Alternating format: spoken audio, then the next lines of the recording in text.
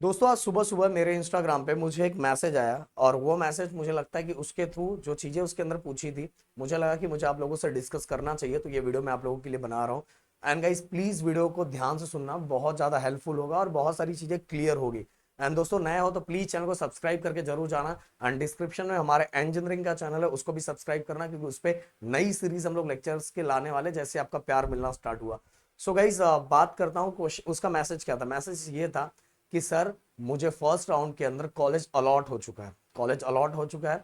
तो मैंने जब किसी से पूछा कि मुझे क्या बेटरमेंट ऑप्शन चूज करना चाहिए, तो उसने सामने वाले ने बोला कि नहीं भाई तू फंस जाएगा, अगर बेटरमेंट ऑप्शन चूज करेगा तो तू फंस जाएगा, तुझे जो कॉलेज मिला है चुपचाप जाके एडमिशन ले ले।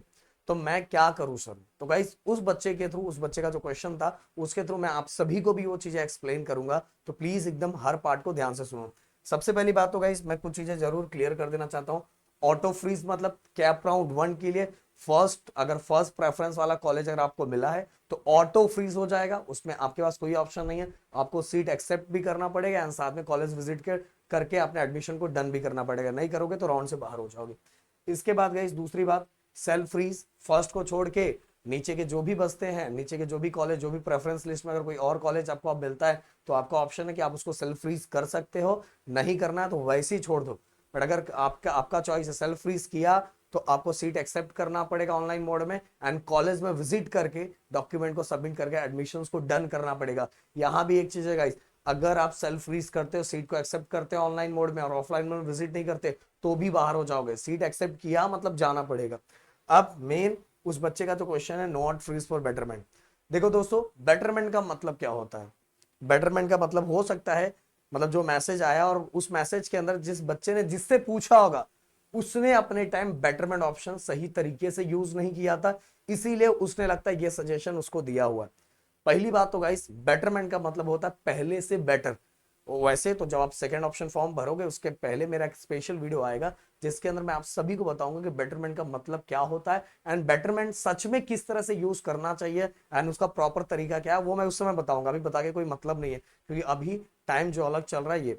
अब देखो दोस्तों, मैं हमेशा बच्चों को बोलता हूं कि अगर फर्स्ट राउंड के अंदर अगर आपको कॉलेज अलॉट हो जाता है, हाँ मतलब वो कॉलेज छोड़ दो, मेरा सजेशन ये है कि मतलब आपको अगर सीओईपी आपका ड्रीम था सीएस मिलना, वीजीटीआई ड्रीम था आपका सीएस मिलना, अगर ऐसे कॉलेजेस आपको फर्स्ट राउंड में अलॉट हो जाते हैं तो भाई पहली बात तो आप नेक्स्ट राउंड में जाओगे भी नहीं एंड आपको कुछ मतलब, क्योंकि ऊपर वाला जो था वही मिल गया, अब आपको क्या ही करना है।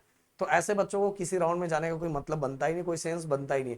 बट अगर कोई ऐसा स्टूडेंट है जिसको कोई कॉलेज अलॉट हुआ है, टीयर 2 टीयर 3 टाइप के कोई कॉलेज अलॉट हुआ है, तो भाई अगर वो, उसको क्या करना चाहिए? उसको मैंने हमेशा सजेशन दिया कि उसको बेटरमेंट ऑप्शन चूज करना ही चाहिए। भाई बेटरमेंट ऑप्शन चूज करने में आपका क्या ही लॉस जाता है, मैं बताओ क्या ही लॉस जाता है? नेक्स्ट राउंड के अंदर अगर कॉलेज अलॉट नहीं होते तो भाई पहला वाला कॉलेज आपको ऑलरेडी मिल जाता है। बस एक चीज जरूर गड़बड़ यहां होती हो सकता है, जो मैसेज करने वाला बच्चा जिससे पूछा था उसने ये गड़बड़ किया होगा। क्या गड़बड़ किया होगा पता है? जब हम सेकेंड ऑप्शन फॉर्म को एडिट करते हैं तो उसके अंदर जब हम कॉलेज का सीक्वेंस रखते हैं तो हमें यह ध्यान रहना चाहिए कि हमें जो कॉलेज मिला है, हमें जो कॉलेज अलॉट हुआ है, अब हमारे प्रेफरेंस लिस्ट में पहले उसके कंपैरिजन में बेटर कॉलेज होना चाहिए, क्योंकि बेटरमेंट का मतलब ही होता है कि पहले से बेटर। हाँ, अगर जब हम लोग सेकेंड ऑप्शन फॉर्म भर रहे हैं हमने कोई भी कॉलेज डाल दिया और कोई भी कॉलेज अलॉट हो गया, तो अगर सेकेंड राउंड में अगर कोई कॉलेज अलॉट हो गया तो भाई तब आपको वही लेना पड़ेगा, तब आपके पास ऑप्शन नहीं रहेगा, फिर पहले वाला नहीं मिल सकता। हाँ, अगर सेकेंड राउंड में कोई कॉलेज अलॉट नहीं होता तो आपको पहले वाला मिल जाएगा। इसीलिए सेकेंड ऑप्शन फॉर्म को भरने के टाइम बस एक चीजें ध्यान में रखनी रखनी चाहिए कि जो कॉलेज अलॉट हुआ है उसके साथ कंपैरिजन करके आपको क्या करना है, सेकेंड ऑप्शन फॉर्म को एडिट करना है। अगर वहां कुछ गड़बड़ हुआ तो भाई मतलब फिर तब खराब हो जाता है कि पता चला आपने जो आपको जो कॉलेज मिला है उससे लो, मतलब लो कैटेगरी का कॉलेज आपने आपने ऑप्शन फॉर्म में डाल दिया, तो सिंपल सी बात में आप लास्ट में बाद में रोगे ही, पछताओगे ही, फिर से आगे आपको नेक्स्ट बेटरमेंट में जाना पड़ेगा। समझ में? इसीलिए नेक्स्ट राउंड अगर भर रहे हो तो आपको ऑप्शन यही होना चाहिए कि पहले से बेटर कॉलेज। गड़बड़ यही होता है। तो शायद उस बच्चे का भी आंसर मिल चुका होगा ना, आप सभी लोगों को भी जो चीजें मुझे बतानी थी वो क्लियर मैंने कर दिया है। अगर कुछ और भी डाउट है तो प्लीज कमेंट बॉक्स में लिख के मुझे जरूर बताना। मिलते हैं नेक्स्ट वीडियो में। Thank you so much guys. जय हिंद एंड जय महाराष्ट्र दोस्तों।